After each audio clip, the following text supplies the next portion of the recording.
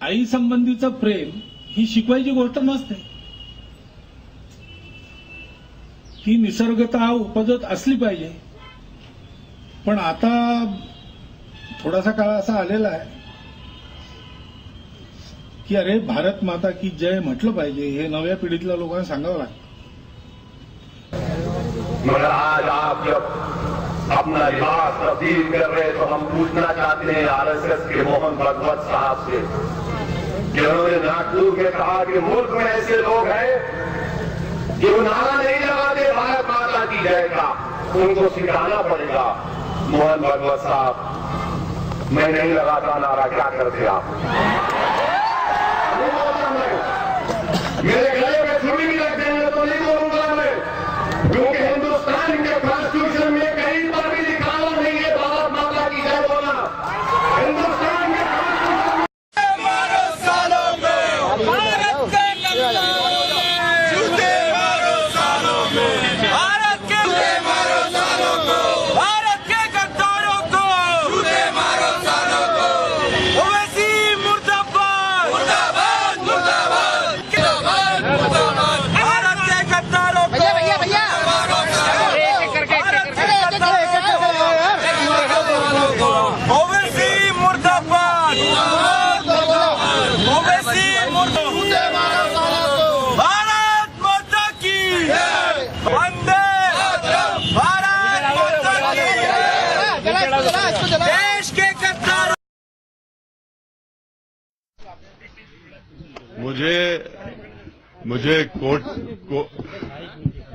मुझे कोर्ट पर पूरा यकीन है. कोर्ट इंसाफ करेगा. कोई केस नहीं है, कोई केस नहीं. जय हिंद. हम नहीं मानते उनके आइडियोलॉजी को, और हम नहीं बोलेंगे भारत माता की जय. और भारत माता की जय बोलने से हमको हमारी पेट्रोटिज्म प्रूव नहीं करनी है. हमारा पेट्रोटिज्म, नेशनलिज्म, सेक्युलरिज्म, इसका सर्टिफिकेट हमको आरएसएस से नहीं चाहिए, ना हमको विश्व हिंदू परिषद से चाहिए, ना बीजेपी से, ना कांग्रेस से चाहिए. हमको फख्र है इस देश पर, और हम हिंदुस्तान जिंदाबाद बोलते हैं, जय हिंद बोलते हैं. लेकिन कोई अगर हमको फोर्स करके ये कहेगा कि आप ये स्लोगन लगाइए, हम नहीं लगाएंगे. हम संविधान को मानते हैं जो डॉक्टर बाबा साहेब आम्बेडकर ने हमको दिया है. हम उस संविधान के दायरे में रहकर हमारे डेमोक्रेटिक और कॉन्स्टिट्यूशनल राइट्स का पूरी तरह पालन करते हुए हमारे सोच विचार पेश करते हैं. देखिए, जावेद अख्तर साहब एक बहुत वरिष्ठ लिरिसिस्ट हैं, हम उनकी कदर करते हैं. मगर कल जो उन्होंने कहा, हम उसकी बात का पुरजोर खंडन करते हैं, विरोध करते हैं.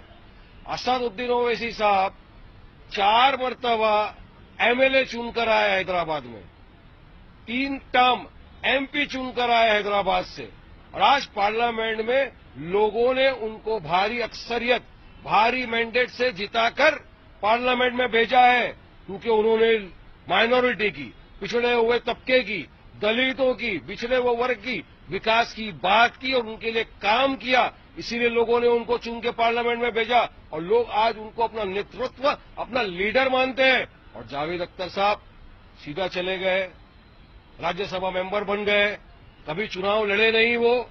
और उन्होंने और एक बात कही कि शेरवानी और टोपी पहनना भी संविधान में नहीं लिखा है. जावेद साहब, आपने ये बात कहकर, ये जो टोपी है ये हम मुसलमानों के सर का एक ताज है.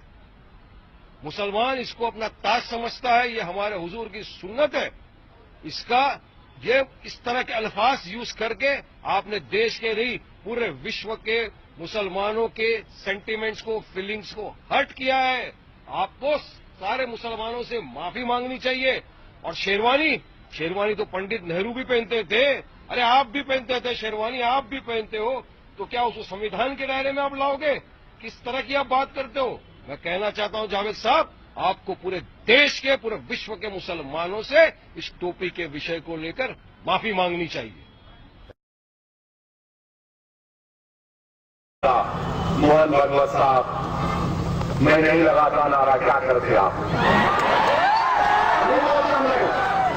मेरे गले में छुरी भी रख देंगे तो नहीं बोलूंगा मैं, क्योंकि हिंदुस्तान के कॉन्स्टिट्यूशन में कहीं पर भी लिखा हुआ नहीं है भारत माता की जय बोलना. हिंदुस्तान के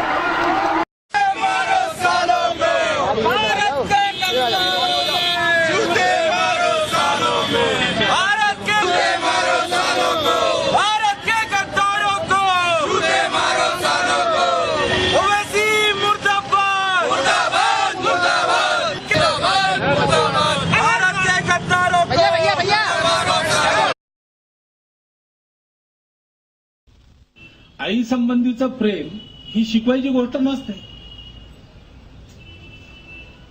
ती निसर्गतः उपजत असली पाहिजे. पण आता थोडासा काळ असा आलेला आहे की अरे भारत माता की जय म्हटलं पाहिजे, हे नव्या पिढीतल्या लोकांना सांगावं लागतं. मगर आज आप जब अपना लिबास तब्दील कर रहे तो हम पूछना चाहते हैं आरएसएस के मोहन भागवत साहब से, जिन्होंने नागपुर में कहा कि मुल्क में ऐसे लोग हैं कि वो नारा नहीं लगाते भारत माता की जय का, उनको सिखाना पड़ेगा. जय और भारत माता की जय बोलने से हमको हमारी पेट्रोटिज्म प्रूव नहीं करनी है. हमारा पेट्रोटिज्म, नेशनलिज्म, सेक्युलरिज्म, इसका सर्टिफिकेट हमको आरएसएस से नहीं चाहिए, ना हमको विश्व हिंदू परिषद से चाहिए, ना बीजेपी से, ना कांग्रेस से चाहिए. हमको फख्र है इस देश पर और हम हिंदुस्तान जिंदाबाद बोलते हैं, जय हिंद बोलते हैं. लेकिन कोई अगर हमको फोर्स करके ये कहेगा कि आप ये स्लोगन लगाइए, हम नहीं लगाएंगे. हम संविधान को मानते हैं जो डॉक्टर बाबा साहेब आम्बेडकर ने हमको दिया है. हम उस संविधान के दायरे में रहकर हमारे डेमोक्रेटिक और कॉन्स्टिट्यूशनल राइट्स का पूरी तरह पालन करते हुए हमारे सोच विचार पेश करते हैं. देखिए ओवैसी मुर्दाबाद, ओवैसी मुर्दाबाद, भारत माता की वंदे भारत माता की, देश के कप्तान.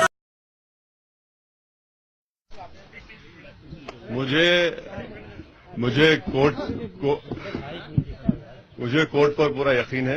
कोर्ट इंसाफ करेगा. कोई केस नहीं है, कोई केस नहीं. जय हिंद. हम नहीं मानते उनके आइडियोलॉजी को और हम नहीं बोलेंगे भारत माता की. जावेद अख्तर साहब एक बहुत वरिष्ठ लिरिसिस्ट हैं, हम उनकी कदर करते हैं, मगर कल जो उन्होंने कहा हम उसकी बात का पुरजोर खंडन करते हैं, विरोध करते हैं. असदुद्दीन ओवैसी साहब 4 मरतबा एमएलए चुनकर आए हैदराबाद में, 3 टर्म एमपी चुनकर आए हैदराबाद से, और आज पार्लियामेंट में लोगों ने उनको भारी अक्सरियत, भारी मैंडेट से जिताकर पार्लियामेंट में भेजा है, क्योंकि उन्होंने माइनॉरिटी की, पिछड़े हुए तबके की, दलितों की, पिछड़े हुए वर्ग की विकास की बात की और उनके लिए काम किया. इसीलिए लोगों ने उनको चुन के पार्लियामेंट में भेजा और लोग आज उनको अपना